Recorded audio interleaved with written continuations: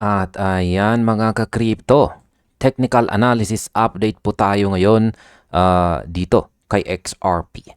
At yung balita naman na ating pag-uusapan dito ay yung tungkol po dito sa inilabas na pahayag ni the XRP guy. Isa po siyang kilalang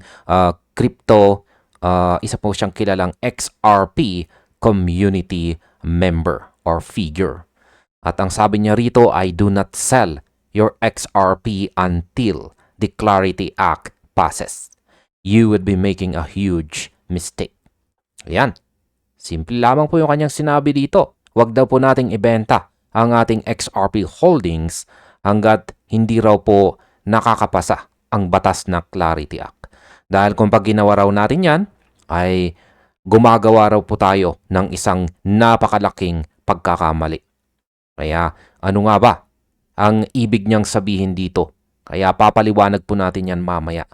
Yan, nagkaroon na po siya ng 17.3K na views dahil sa kanyang sinabi rito. Kaya yan po ang pag-uusapan natin mamaya pagkatapos po tayo mag-technical analysis update dito kay XRP. Yan, sa mga bago pa lamang dito, yung binabantayan po natin ngayon na support ay ang trend support dito.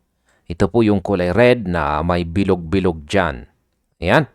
Nabuo po ang ating trend support dyan noong mga February 5. Ayan. Ngayon na rin pong taong 2026.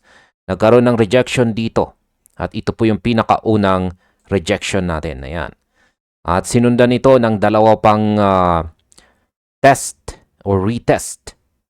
Isa po noong February 28, tapos noong March 8. Kaya nakakatatlong rejection tayo sa support na ito. At ngayon sa kasalukuyan, ito po yung binabantayan natin.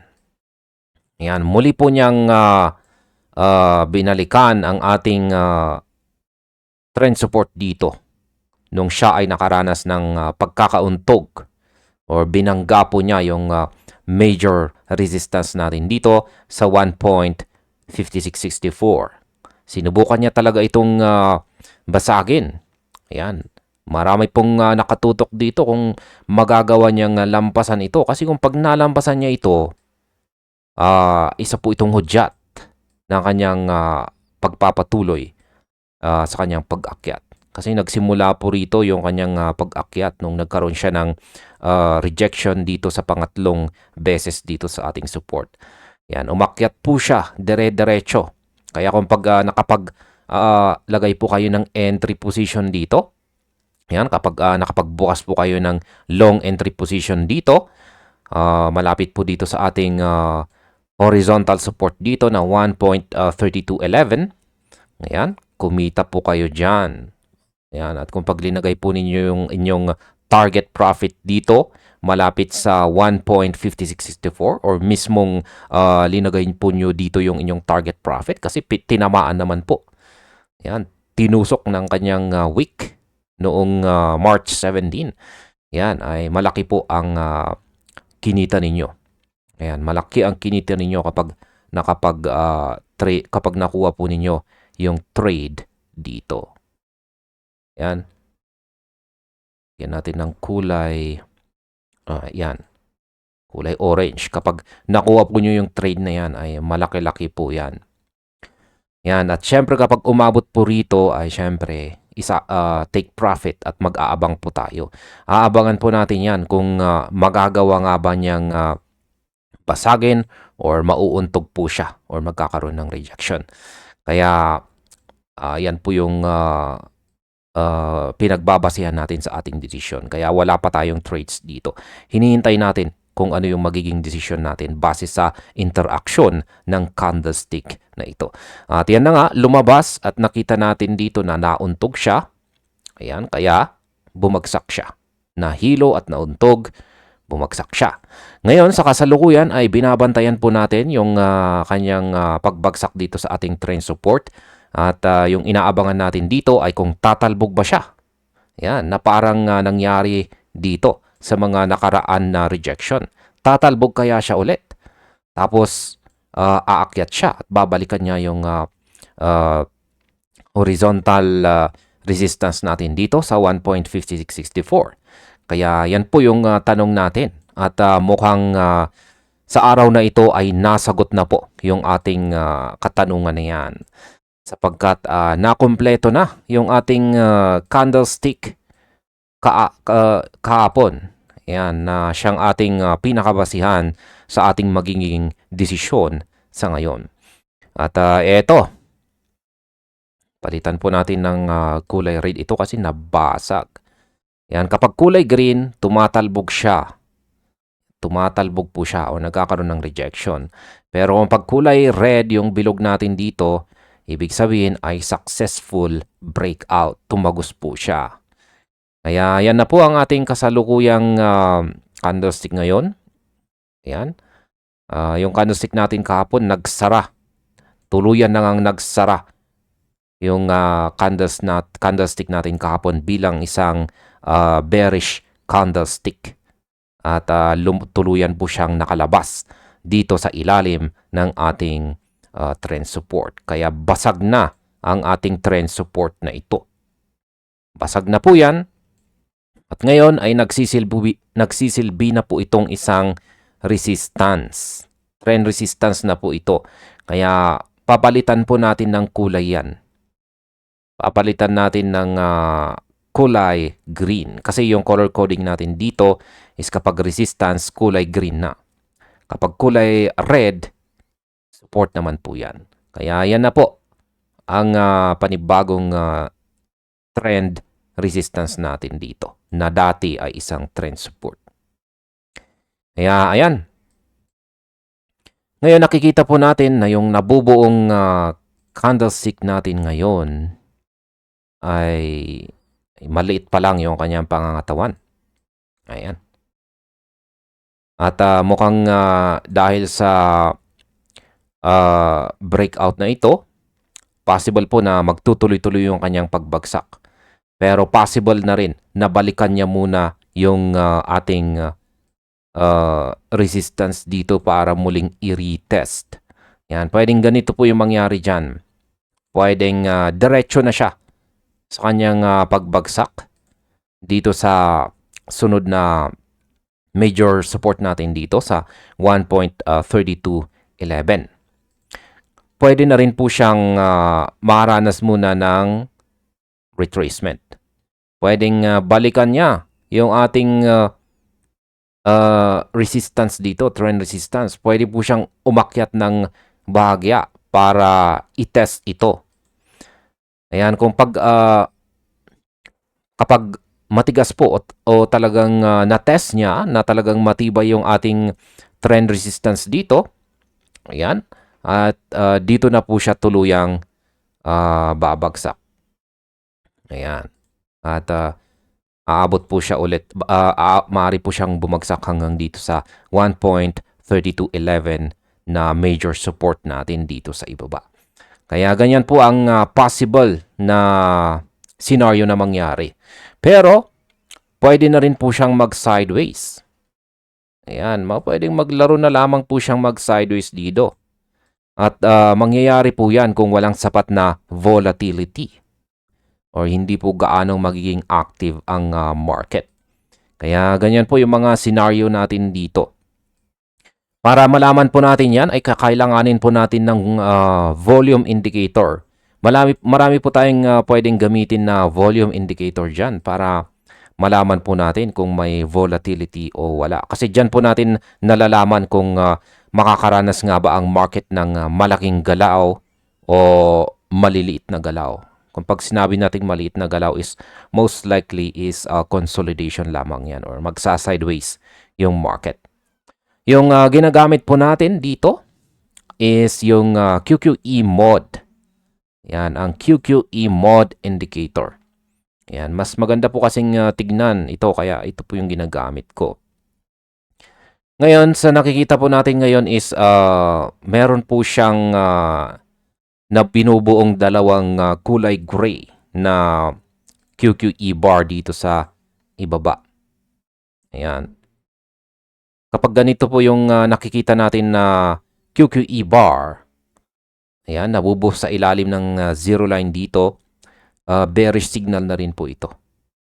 Yan, ibig sabihin nakakalamang po ng bagya yung sell, pero kulang pa rin yung wala pong gaanong sapat na lakas or pwersa yung mga sellers. Kaya mahina po. In short, is mahina po ang ating selling pressure. Kaya malamang is mas may chance na mukhang baka mag-consolidate siya or dahan-dahan po siyang babagsak.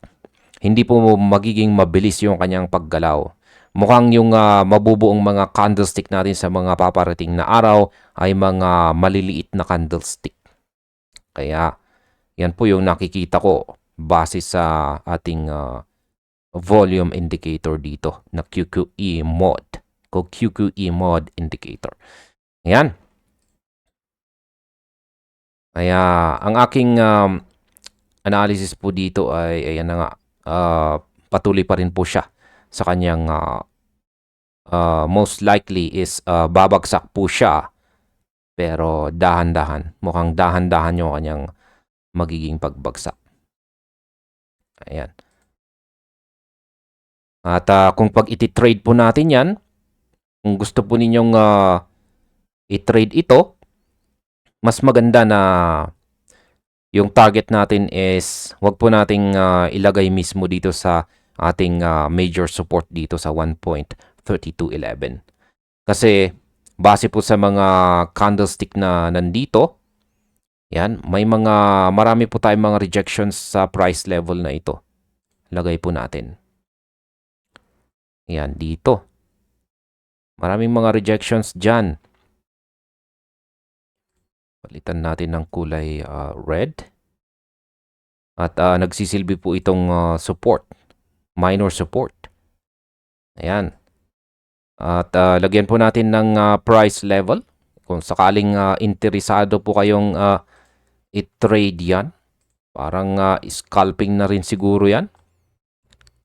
Ayan, nasa presyong 1.3401. Yan, isang short term na mabilisang trade po yan. Kaya kung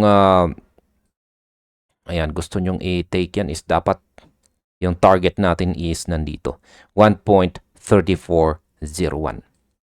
Yan, kitang-kita po yung mga rejections dito. Ang dami.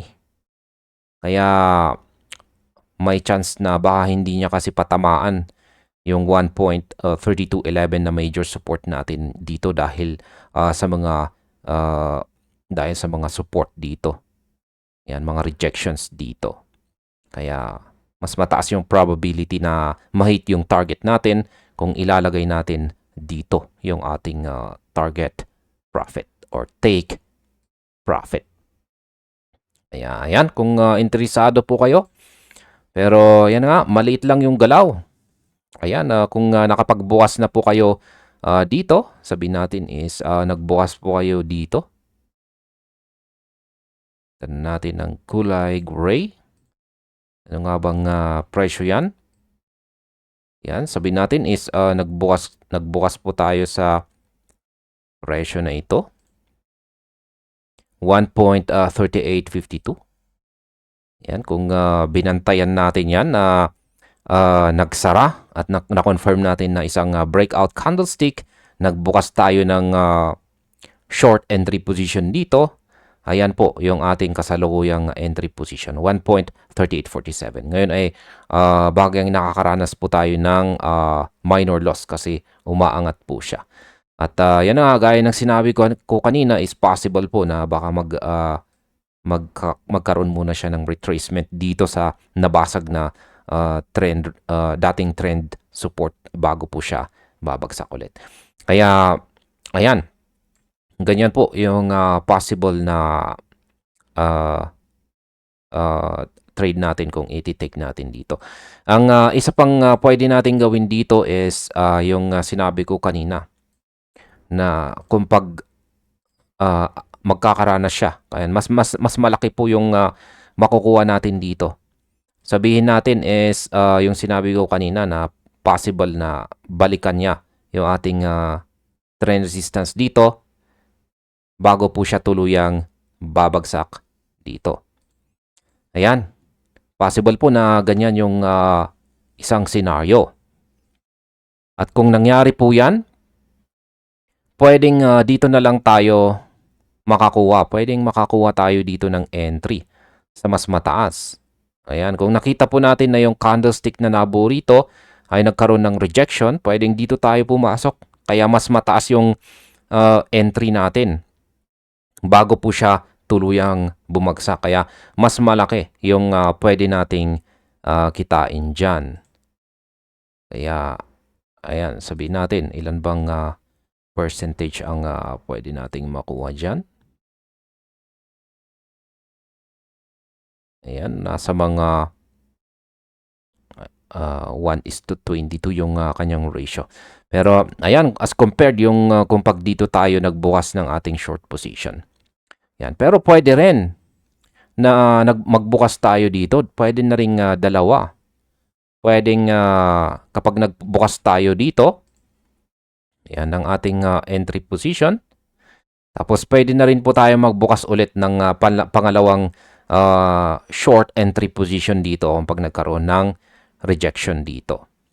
Kaya yan po ang pwede nating gawin dyan. Or kung ako po ay, kung iti-trade ko po yan. Ganyan po yung aking magiging strategy dyan.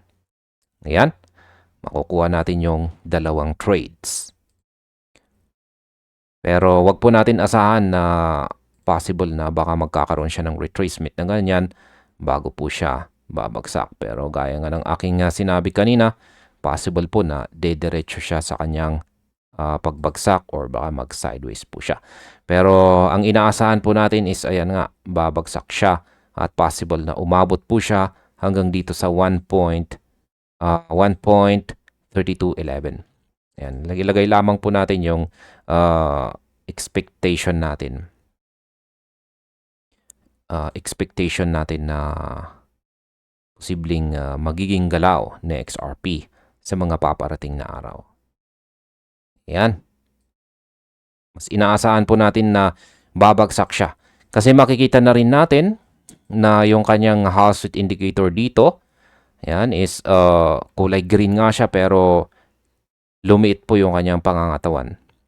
Mapapansin natin na lumiliit yung kanyang pangangatawan. At saka ang isa pang yung sa weekly chart time frame naman po natin, makikita natin na wala pa rin pagbabago sa kanyang Hall-Street indicator. Mas mas malaki yung kanyang katawan, kulay red, ibig sabihin bearish na bearish pa rin.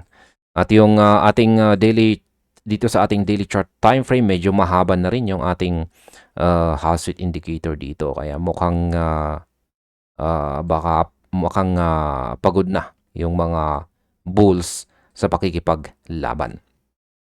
Ayan. Kaya maski maganda po yung mga sinasabi ng mga XRP community figure natin dito. Ayan. Ayan, nagbibigay sila ng motivation kasi paparating na nga ang Clarity Act. Ayan, malapit na pong ma-approve. Yan, pero sa technical analysis natin ay bearish na bearish pa rin yung signal natin. Ayan, kaya asaan pa rin po natin ang patuloy na possible na pagbagsak na XRP sa mga paparating na araw. Pero wag po tayong mag-alala kasi yung mga natatakot dyan na baka babagsak pa sa mas malalim na presyo si XRP ay meron po tayong nakaabang rito na isang matibay na support. At yan po yung 1.3211. Ito po yung inaasahan natin na possible na maaring pumigil sa tuloy-tuloy na pagbagsak na XRP. Ayan, yung mga natatakot po talaga sa pagbagsak na yan is siyempre yung mga holders. Pero yung mga traders, ayos lang yan kasi pwede naman tayong kumita maski bumabagsak si XRP. Sa pamamagitan po yan ng pagbubukas ng short entry position. Kaya, ayan.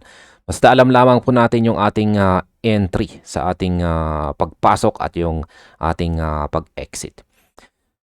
At yan, yung aking binibigay po rito na mga target price, mga entry positions ay gabay lamang po ito. Gamitin lamang po ninyo bilang guide Yan, guide or gabay sa inyong analysis. Mas maganda na rin po na mas maganda po talaga na samahan po ninyo ng inyong sariling analysis. At yan po talaga yung inyong pagbabasihan sa inyong magiging tunay na desisyon. Ayan, sa inyong pagtitrade. Kaya, ayan. Ngayon, i-check po natin yung 4-hour chart time frame ni XRP para mas makita po natin yung talagang naging aksyon o yung naging galaw ni XRP nitong mga nakalipas na 4 hours. Yan, kasi dito tayo sa 4-hour chart time frame. Mas makikita natin dito yung aksyon. At yan na nga, yung bilog dito is dito po nakapaloob yung mga candlestick kung paano po niya binasag or winasak yung dating trend support dito. Ayan, nakita natin dito na yung dalawang candlestick natin dito is nagkaroon po talaga ng rejection dito. Pero nung sumunod ay dito na po niya tuluyang nabasag yung ating trend support. Kaya kung ito po yung ating ginamit na basihan sa ating entry position, sa ating short entry position, mas nakapasok po tayo dito ng mas magandang presyo yung ating pagpasok dito as compared dito sa daily chart time frame. Ayan, kasi dito sa daily chart time frame, hinintay pa natin na mabuo yung candlestick dito kahapon. At yan na nga, lagay po natin ulit yung presyo. Yan po ay nasa presyong 1.3850. Ayan. Ngayon, balikan po natin yung 4-hour chart. Sabihin po natin na dito po tayo bumili nung nagkaroon ng breakout dito. Ayan. Tapos sabihin na natin na yan, dito na tayo pumasok. Yan, dito. Yan. Lagay po natin yung presyo. Yan, mas mataas. Mas nakapasok tayo ng mas maaga. Ayan. Tapos babagsak. Kung magpapatuloy ito sa pagbagsak, mas malaki yung kikitain natin. Ayan. Lagay po natin yung ito po yung ating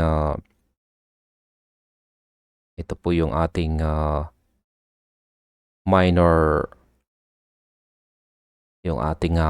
support dito. Ayan. At ito po yung target na rin natin sa daily chart. Lalagay po natin dito. Ayan. Kaya mas malaki yung possible na kitain natin dito kung bumagsak po siya rito. At sa katunayan is profit na tayo kasi nandito po yung ating entry. Tapos ngayon is yung current price ay nandito. Kaya may kita na tayo dito, may gain na po tayo rito. Kaya yan po yung possible na target natin dito, mas malaki. From 1.40 to 1.33. Sa daily chart, yan, sa daily chart po is from 1.38 to 1.34. Kaya mas maganda talaga kung mag-short term trading tayo is kuha tayo ng entry dito sa mas mababang time frame kasi mas makakapasok po tayo. Mas makikita po natin yung ating pagpasok. Yan, lagay po natin yan.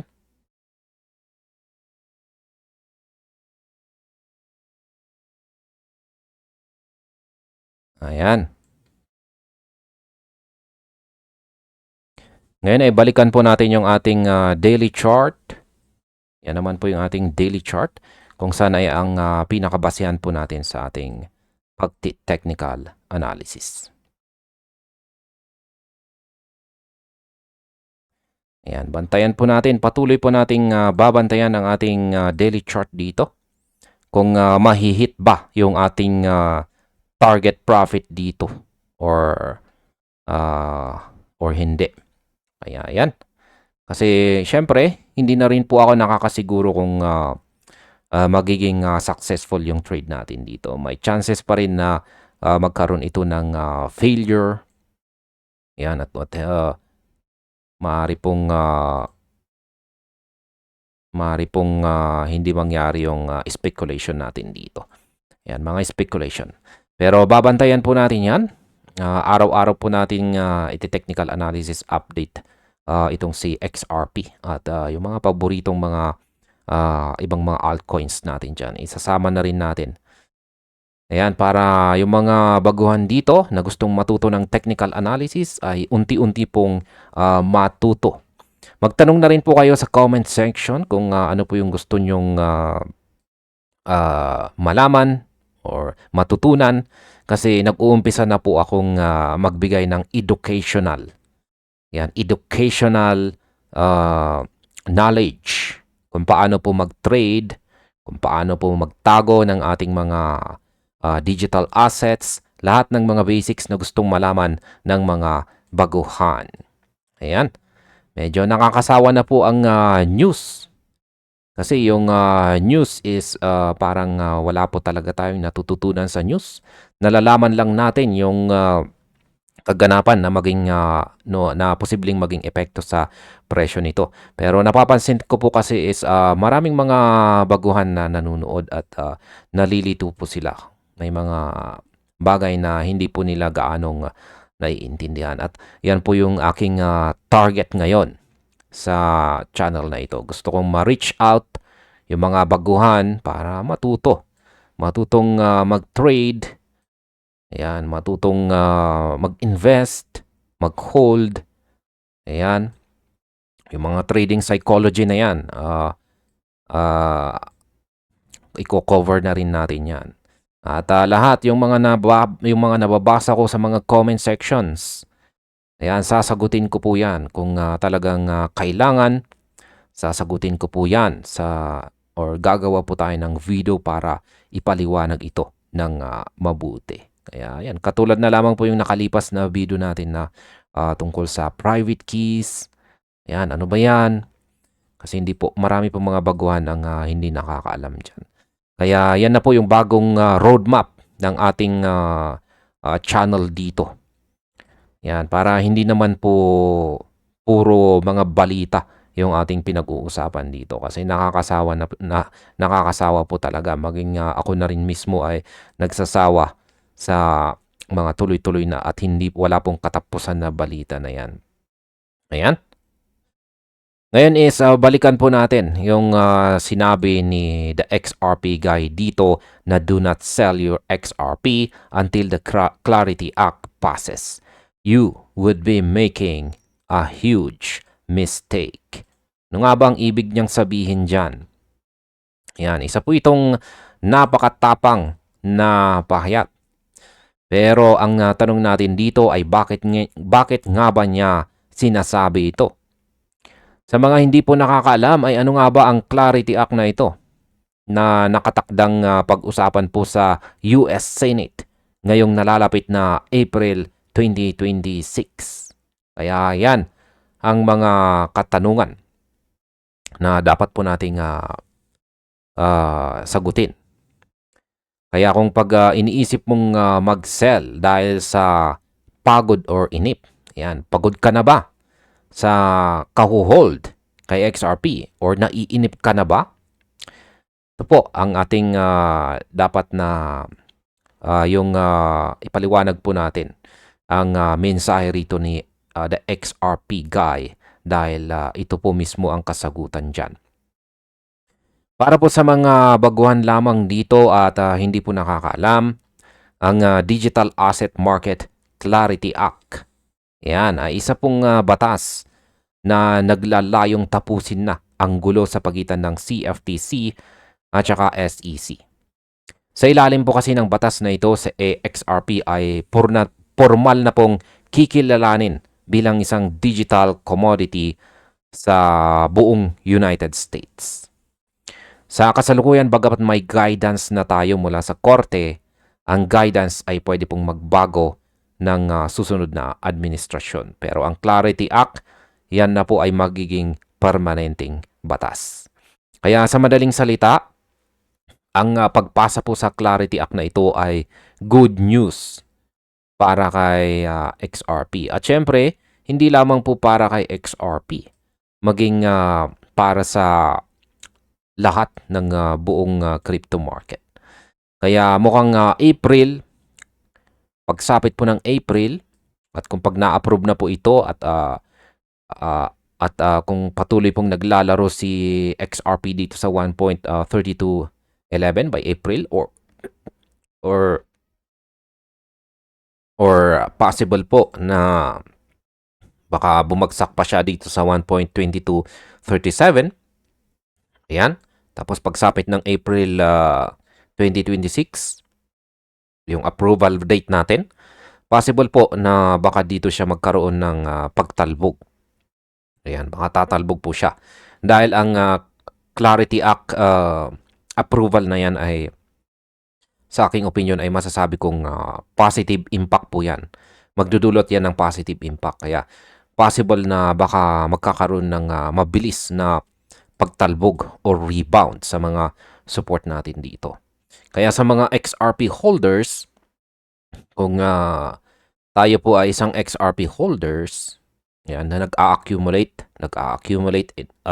nagba-buy and hold lamang, yan, is yan po, yung mga support natin, ang mga support po natin dito, ang mga masasabi kong magandang buying opportunities. Yan, kaya kung pag bumagsak po dito sa 1.3211, syempre may nakaabang po akong buying position dito at syempre maging dito sa 1.2237. Diyan po talaga ako bumibili. Ayan. Syempre para sa mga traders naman ay syempre abang-abang po tayo ng magandang entry position naman dyan. Kung nakita natin, kung nakikita po natin na malapit na po ang April 2026, yung approval date, at nakikita nga natin na nagkakaroon na ng rejection or lumalaban na po yung mga bulls, yan, entry na po tayo dyan ng long position.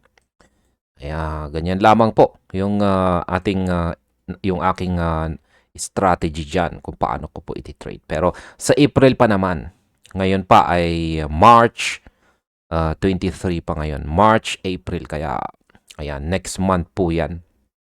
Ayan. Ngayon, ang ibig pong sabihin ni XRP Guy dito ay kapag naging batas na kasi ito ay mawawala na po ang tinatawag nating regulatory discount. So ngayon si XRP po ay naglalaro sa presyong 1.3835. Ayan, bumagsak nga siya. Ayan, kahapon. Ayan, tuloy-tuloy. Wala po siyang tigil sa kanyang pagbagsak. At bilang mga short-term traders ay inaasahan po natin na sana ay magpatuloy pa siya sa kanyang pagbagsak. Kasi short po yung ating trading positions dito. Ayan, maski umabot lang siya dito sa 1.3211. Ayan. At ayon po sa analyst, sa mga analyst naman sa Standard Chartered, ang presyong ito ay undervalued daw dahil po sa takot ng mga malalaking bangko na pumasok ng walang matibay na batas. Kaya ang pagpasa po ng Clarity Act ay parang pagtanggal ng kadena sa isang leon. Kapag naging opisyal na po na commodity itong sa XRP, wala na pong legal na balakid para sa mga Tier 1 banks na gamitin ito sa kanilang daily settlements. Yan, ito pa ang isang numerical proof kung bakit mainit po ang usapang ito ngayong buwan ng March. Yan na nga. Pagdating po sa Clarity Act ay talagang marami ang talagang pinag-uusapan dito. Kitang-kita naman natin dito sa views ng post dito na XRP Guy, the XRP Guy na umaabot ng 7.3K yung kanyang post dito. Yan. Kasi sabi po mismo ng Ripple CEO na si Brad Garlinghouse ay meron daw 90% probability na maipasa ang Clarity Act bago daw po matapos ang April 2026. Kaya napakataas po ng chances na yan. 90% na probability. Ayan. Kahit ang prediction markets po gaya ng Poly Market ay sila po ay nagpapakita ng 70% hanggang 72% na chance. Kaya mataas na rin po 'yan. Kaya parang sure na tayo na ma-approve na po ang Clarity Act na batas sa April or next month. Ngayon ang sunod nating katanungan dito ay bakit sa April? Ayan. Bakit nila sinet ang approval date sa April? At ang kasagutan po dyan ay dahil papalapit na po ang 2026 midterms sa US. At kailangan na pong maipakita ng mga politiko na meron po silang ginagawa para sa industriya ng crypto. Kung magbebenta ka ngayon sa halaga ni XRP ngayon dito na 1.38, yan, kung pag ibebenta mo yung holdings mo dyan, at tapos ay biglang naipasa po or na-approve ang batas sa April, maaari mong mapanood si XRP na tumalon. Yan, tumalon yung umangat ang kanyang presyo sa maaring sa loob lamang ng ilang linggo. At meron yung mga matitindi po yung mga predictions ng ibang mga analyst na kapag nangyari daw yan is possible daw po na lulundag itong sa XRP sa presyong $5 to $6 in short term or sa possible isang linggo daw. Kaya ang taas. Pero para sa akin is possible po yan. Possible pong mangyari yan. Pero yung pinagbabasahan po natin dito is sa technical charts natin dito is hindi po supported ng ating technical charts dito. Ayan, kaya purely fundamentals lamang po yung basihan sa mga prediction ng mga analysts na $5 to $6. Ayan. Ngayon, sabi ni the XRP guy dito na huge mistake na pagbitaw po ng ating position, ayan, ay isang finish line daw. Kaya 5 taon po kasi tayong naghintay or 5 years po tayong naghintay para sa isang batas na katulad ng Clarity Act. At ngayon ay nandito na tayo sa huling legislative hurdle or panghuling harang na ito. Yan, ito na yung huling harang. At dito ka pa ba susuko? Yan, nandito ka na sa almost finish line na. Tapos dito ka na susuko. Yan, meron pong isang analyst. Yung pangalan niya is si Geoffrey Kendrick. At yung kanyang target ay $8 daw. Yan, yung $8 na target niya dito ay nakabase po sa yung mga basis or basihan po niya dito ay yung pagpasa ng batas ng Clarity Act na ito. Kaya ito ang dahilan kung bakit ang mga diamond hands ay hindi po natitinag kahit anong ingay ng market. Kaya ang taas po niyan, $8. Sa ating chart dito ay halos yan, hindi po natin kita. Napakataas. Kung i-zoom out natin dito is magmumukhang napakaliit yung kasalukuyang ginagalawan ni XRP ngayon na nakikita natin dito. Yan, tindi po niyan, $8. Parang yung point niya dito is yung mga magbebenta ngayon sa presyong 1.38, nagbenta sila ngayon, tapos pagsapit po ng pagkaka-approve ng Clarity Act at biglang tumalon ito sa presyong $8.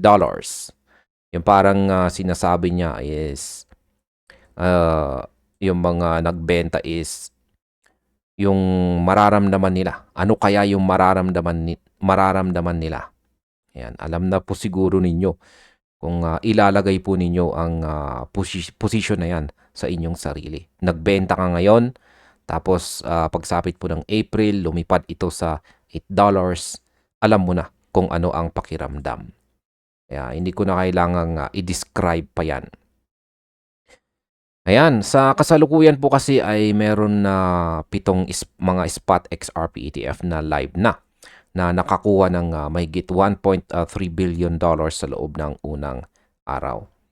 Kaya isipin po natin mga ka-crypto, walang clarity act pa dyan at pumasok na ang mga spot ETF na yan. Kaya paano pa kaya kung magkakaroon ng clarity act? Ayan. At dahil sa mga yan is yan po yung magdudulot ng supply shock.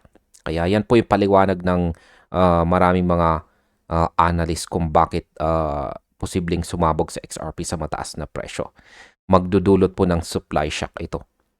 Kasi yung Clarity Act is parang tiwala po yan. Clarity Act is equals to tiwala. At kung nagkaroon ng approval po dyan, maraming mga kumpanya ang magkakaroon ng tiwala sa mga cryptocurrencies katulad ng XRP. At dahil dyan, papasok ang supply shock. Kaya ang mga institution, bibili sila ng maraming XRP sa mga exchanges para sa kanilang mga ETF at saka payment rails. Kaya lalong kukulangin po ang supply para po sa atin na bilang mga retail traders lamang. Tayo po yung mauubusan. Kaya yung mga magbebenta daw ngayon ay parang pagbibigay ng ginto. Yan, or parang pagbebenta ng ginto sa halaga ng tanso. Kaya wag daw po nating balikan po natin yung kanyang post dito. Kaya wag daw po nating hayaan yung mga whales na makinabang sa ating hinihintay na pagkakataon. Ayan, sa matagal na panahon. Yan, matagal na nating hinintay ito.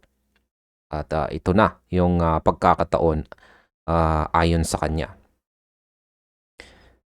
At ayan, yung aking kabuuan na opinion dito ay ang babala po ni XRP Guy ay may malalim po na numerical at saka legal na pundasyon. Ang Clarity Act ang siyang susi para maging legitimate sa XRP sa mata ng buong mundo. Kaya kung ikaw po ay naka-hold simula pa noong ang presyo ni XRP ay nasa 0.30 to 0.50. Yan, meron pa ba sa inyo ang nakabili sa presyo na nasa ilalim ng $1? Kasi isa po ako sa mga nakabili dyan. Ayan, nagsimula na po akong mag-accumulate noong ang presyo ni XRP ay nasa ilalim ng $1 na presyo. Yan, under $1. At marami po akong nakababasang mga comments dyan na nagsasabing nakabili na rin po sila. Pero hindi ko lang alam kung nagbenta na sila or patuloy po silang nag-hold. Ayan. Kasi kung pag nakabili po tayo sa presyo na yan, yung mga most likely is nasa presyong 0.30 to 0.50. Yan, posible pong yung sinasabi ng mga analyst dito na mga targets nila, yan po ay nasa mga 500% hanggang 1,000% na return ang posibleng makukuha natin kung sakaling nagkatotoo. Yan, ang taong ito, 2026, ay taon po ng regulasyon. At si XRP po ang nangunguna kasi. Pinangungunahan po kasi ito ni XRP. Kaya yan, sabi po ni the XRP Guy ay huwag pong gumawa ng huge mistake o malaking pagkakamali. Manatiling kalmado daw po at bantayan po natin yung updates sa mga CNET. Tandaan po natin ang tunay na yaman ay napupunta sa mga marunong maghintay sa tamang pagkakataon. Kaya ayan, hanggang dito na lamang po tayo sa video na ito mga ka-crypto. Marami pong salamat sa panonood.